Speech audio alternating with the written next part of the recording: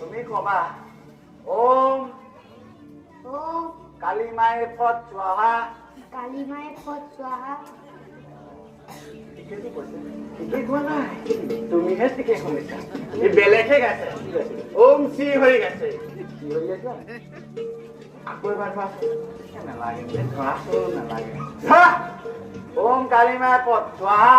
অত্যাৰ সদায় জয়। শুনিলা শুনিলা, মই কৈছো নহয় এইটো বেলেগ। ভালকে কবা ওম অত্যাৰ সদায় জয়। বাৰু তোমালোকে সুধিব আমি চাম। সিহঁতৰ কেইটাক এবাৰ সুধি চোৱা।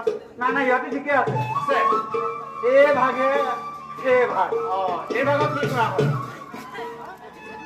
তোমালোকে পাঠ্যপুথি আনিছা নহয়?